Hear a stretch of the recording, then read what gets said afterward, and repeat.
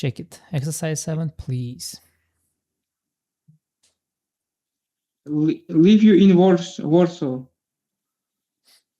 Do you live in Warsaw? The second one is correct. Why? We use present simple. That's why we say, do you live in Warsaw? We don't say live you in Warsaw. In our previous lesson, I told you to explain the rules in Uzbek language. You're totally cool with that, because explanation part is a little bit difficult comparing to normal speaking. So I want you to describe it in fact, using facts, so I can totally understand it. Number 1, live you in Warsaw. nimani hisobiga xato, nega Live you- duliga to'g'ri bo'lyapti? Hop. Bunda grammar xato, do qo'shimcha qo'shilmagan. Nima do qo'shilishi kerak? Bizda harakat live ketyapti, o'shaning uchun live ga do qo'shamiz. Verb bo'lyapti. Verbni biz do bilan beramiz. Okay. Bu yerda o'zi bitta general qilib qoida ham olsangiz bo'ladi. Savol qiladigan narsa bu auxiliary verb. Bu auxiliary verb parti. Именно agar auxiliary bo'lmaydigan bo'lsa, savol bo'lmaydi.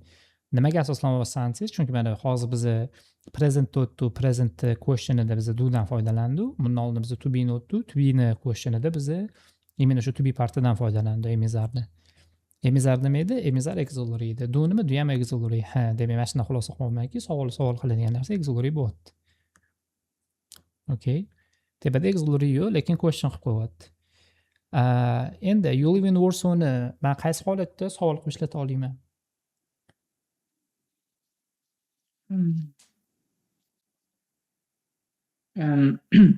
Live when you speakingda ketib qolsa, misol suhbatdoshni tushunsa, speakingda ketib qolishi Yo, mumkin. live you emas, you live in Warsaw da.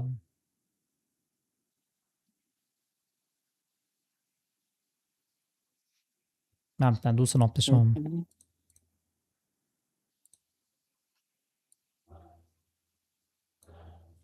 Hop, bunda savol qilish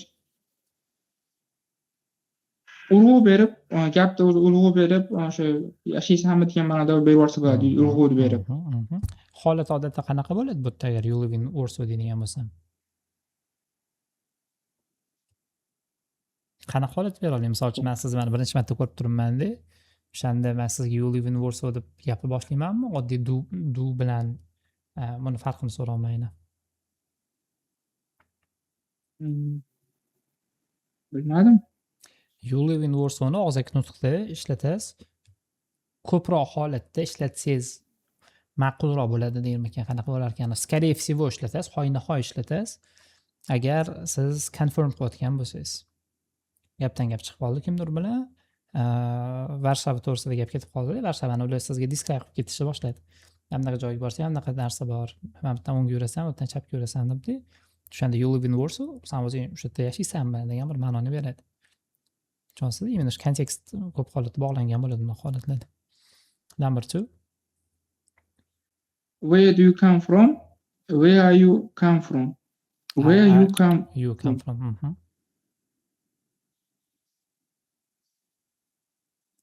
Hop, bunda ham ikkinchisida so'rov present simple'da qo'shimcha grammar qo'shilmagan, o'shaning uchun xato ikkinchisi. Birinchisida qo'shilgan. Where do you come? Bundan oldindagi explanation bo'ladi.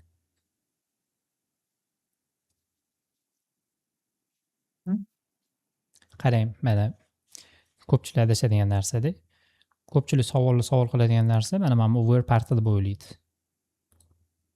Where partida bo'laydi. Where ya'ni именно o'sha where bo'lyapti, demak o'sha avtomatik gapim savol bo'lib ketadi deb o'ylaydi. Yo'q, savol qiladigan narsa auxiliary part. Tepadan aytdimmi shu narsani?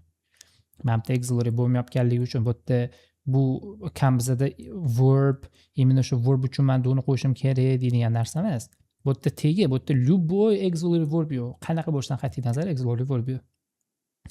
Agar bu yerda siz boshida talaffuz qilganingizdek agar are bo'ladigan bo'lsa, where are you come from degan savol bo'ladigan bo'lsa, men aytgan bo'lardim. Bu yerda auxiliary verb qo'yilyapti ikkalasida, lekin auxiliary verb selection ida xato. Ya'ni tanlamayotganida xato. Mesela men bitta hozir siz javob bergan bo'lardim. Kammi kam kelyaptimi? Demak, mana buni qo'ya olmaymiz. Ari qo'ya olmaymiz. O'shaning uchun bunisi xato bo'lyapti degan bo'lardim. Hammamiz to'g'ri bo'lyapti, chunki kam bilan men odatda do'ni beraman derdim. Yoki xohlasang ikkinchi o'zgartirish kiritgan. Men bitta kamni o'chirib tashlaganda, lekin men buni o'zini qoldiring, from o'zini qoldirgan bo'lar, fromni qo'y. Unda bu galchka bo'lgan bo'lardi deb tushuntirgan bo'lardim. Tushunasiz? Bu yerda tegi o'zi auxiliary qanaqa bo'lishidan qat'iy nazar. Yuqorida biz siz bilan kelgan xulosamiz shu bo'ldiki, savol qiladigan narsa bu auxiliary verb ekan. Tushuntira oldimmi? Mana bu yerda hech qanaqa auxiliary verb yo'q. Xo'p. Endi question word o'zi savol yasolmaydi degan bir anaqani berdi u.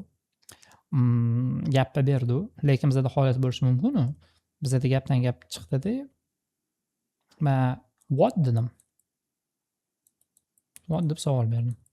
What deb savol berayotgan bo'lsam, savol bera olmayman auxiliary'sidan. Buni qanaqa tushunish kerak? Yoki men bunaqa when deyapman. When deb savol bera olaman, buni qanaqa tushunish kerak?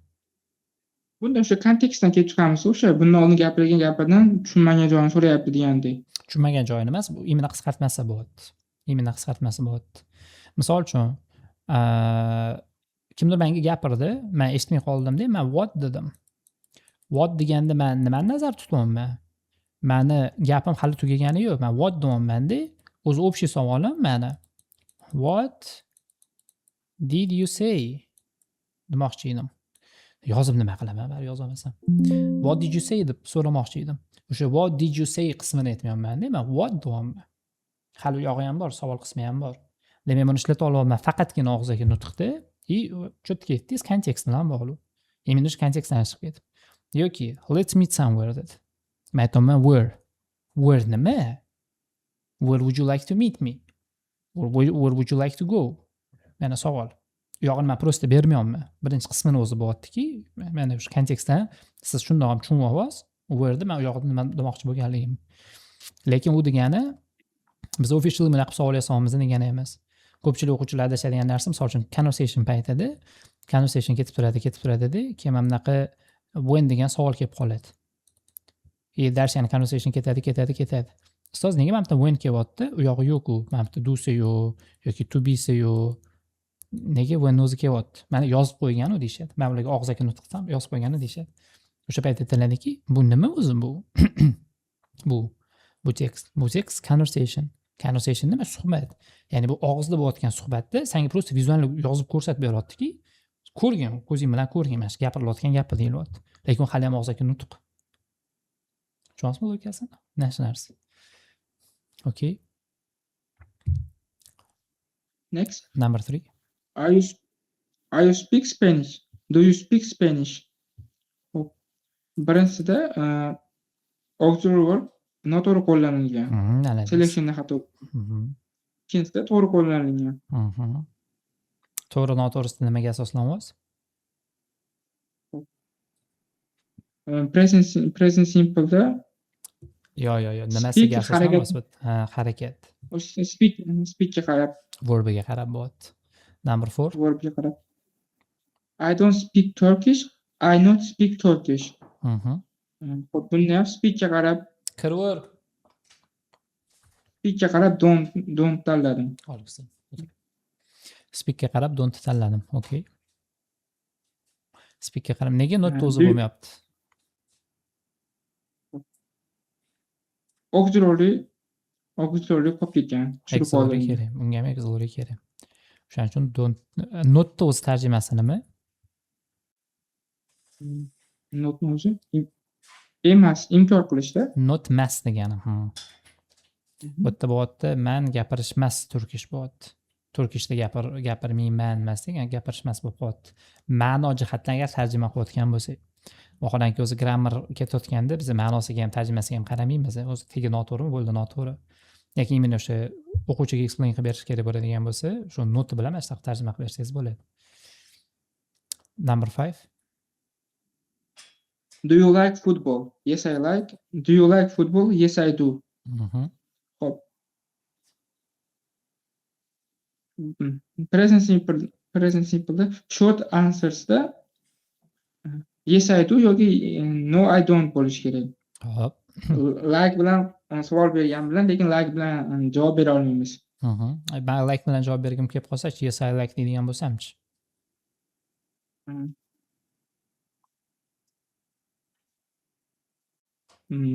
Unda xato bo'ladi. Xato bo'lmaydi. U yog'iga yana gap qo'shishim kerak bo'ladi. Mana bu yerda mana yana yes I like как minimum it. Yes I like it. U yog'iga yana gap ham qo'shsam bo'ladi. Because bilan bu narsa qo'shib yuboraman. Или как minimum yo'q deganda хотя бы bitta bo'lishi kerak. Yes I like it. Last one. Demak, yes I do bilan tugatadigan bo'lsa, yes I do like ni qisqartirgan shaklda bo'lib qolaveradi. Hozir qaysini gaplashyapmiz? 5-mi 6-mi? 5 gaplashyapti. Nima dedingiz uzr? 6ga qarayotgandim. Do you like football? Desa yes I do desa, o'sha do ni ichiga yes I like football degan anaqa ketadi ma'no. Shunaqa. Agar yes I like bilan beradigan bo'lsak, it bilan it deyishimiz kerak. Yes I like it. To'g'ri bo'lishi uchun. Number 6. Do you have a big house? No, I don't. Do you have a big house? No, I don't have. Bunda ham birinchisi do you have a big house? No, I don't. Lekin to'g'ri, lekin ikkinchisida ham no, I don't have a big house bo'lishi kerak. Agar no bilan yoki if bo'lishi kerak. Bundan oldingi aytgan narsangizda mana bu o'sha don't deyotganda yoki do deyotganda уже mana bu have ichiga olib ketyapti bu javob. O'shanda как бы ikki marta mana bu yerda qaytarilayotgan bo'lyapti-da. No, I don't have bo'layotgandek bo'lyapti, как бы. Okay. Молодец. Go next. Dinaz vocabulary qaytarib tur. Unit davomida ansozlar bo'ladi, qiynab qolmaysan. Okay. Language and nationalities. Exercise 1, please.